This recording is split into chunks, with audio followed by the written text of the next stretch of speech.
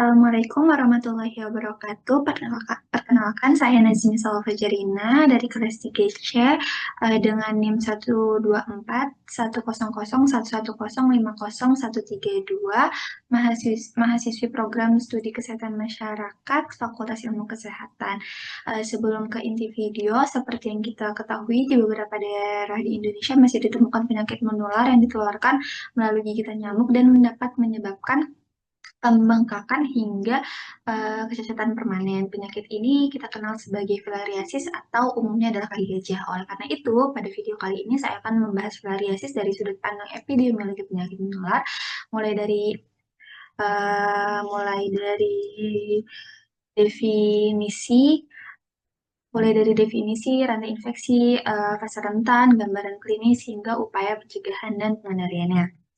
Yang pertama, ada definisi filariasis adalah penyakit menular yang disebabkan oleh infeksi cacing filaria yang ditularkan melalui gigitan nyamuk. Agen penyebab utama filariasis adalah Wucheria bancrofti, Brugia malai, dan Brugia timori. Cacing ini hidup di sistem limfatik manusia dan dapat menyebabkan gangguan aliran getah bening yang berujung pada pembengkakan kronis atau kecacatan permanen.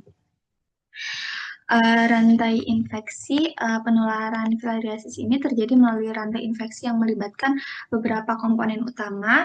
Agen penyebabnya adalah cacing filaria dengan manusia sebagai reservoir utama. Mikrofilaria keluar bersama daerah manusia dan diambil oleh nyamuk saat menggigit.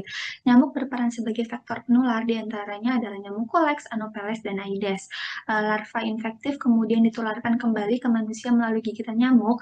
Faktor risiko yang meliputi penyakit ini adalah tinggal di daerah endemis, sering beraktivitas di luar rumah pada malam hari, sanitasi lingkungan yang buruk, serta tidak menggunakan perlindungan dari gigitan nyamuk.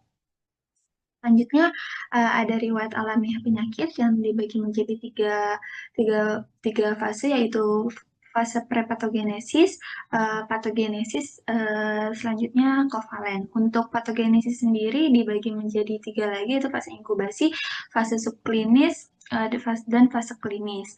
Fase rentan penularan filariasis terjadi ketika tiga unsur segitiga epidemiologi, yaitu host, agent, dan environment berada pada kondisi optimal secara bersamaan.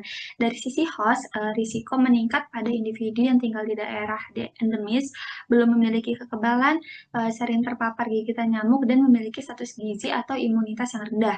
Selanjutnya, dari sisi agent sendiri, penularan hanya terjadi apabila cacing filaria berada pada stadium larva L3, yaitu stadium infektif.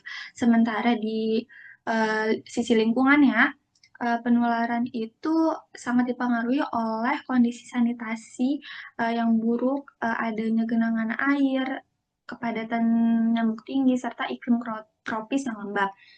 Kembali di riwayat alamiah penyakit pada di patogenesis di fase inkubasi, masa inkubasi filariasi itu cukup panjang, sekitar 3 sampai 15 bulan, sehingga banyak penderita yang tidak menyadari kalau dia itu sudah terinfeksi. Jadi kalau dari segi riwayat alamiah penyakit, fase patogenesis lebih tepatnya di inkubasi ini adalah fase yang rentan.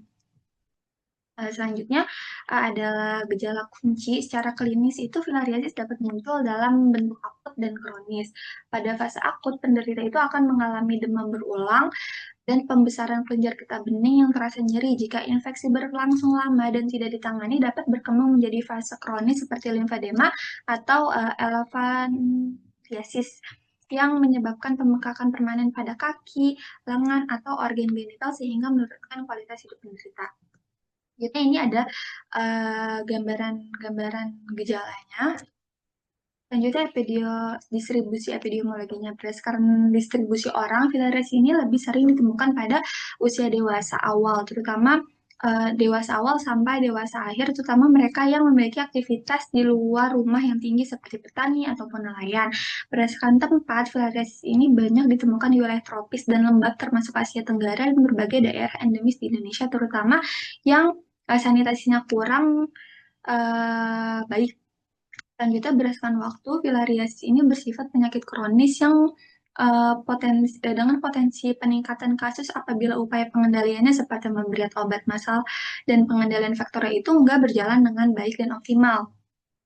Selanjutnya ini ada pencegahan penyakit. Pencegahan filariasis ini sangat penting karena penyakit ini dapat dicegah sebelum menimbulkan kecacatan. Dibagi menjadi tiga, yaitu pencegahan primer dilakukan pemberian obat pencegahan massal atau POPM menggunakan kombinasi diisi dan albendazole 1 kali setahun selama 5 tahun disertai pengendalian faktor dan edukasi masyarakat. Pada pencegahan tingkat sekunder dilakukan deteksi dini melalui survei darah dan penemuan kasus dini mungkin untuk mencegah progresivitas penyakit. Sedangkan pada tingkat yang terakhir yaitu tersier berfokus pada perawatan penderita kronis untuk mencegah komplikasi dan meningkatkan kualitas hidup. Untuk pengendalian penyakit ini seperti penyemprotan residu dalam ruangan atau WRS, penggunaan kelambu yang mengandung insektisida, serta tindakan pelindungan diri individu untuk menghindari gigitan nyamuk. Selanjutnya, yang terakhir itu ada penutup atau take home message. Jadi sebagai penutup terdapat 3 pesan utama yang perlu diingat. Yang pertama adalah filariasis itu penyakit menular yang dapat dicegah dan dikendalikan. Kedua, partisipasi aktif masyarakat dalam program pemberian obat pencegahan massal atau POPM itu sangat penting untuk memutus rantai penularan. Dan yang tiga dan terakhir, penerapan perilaku hidup bersih dan sehat atau PHBS serta perlindungan diri dari gigitan nyamuk merupakan langkah sederhana yang namun efektif gitu.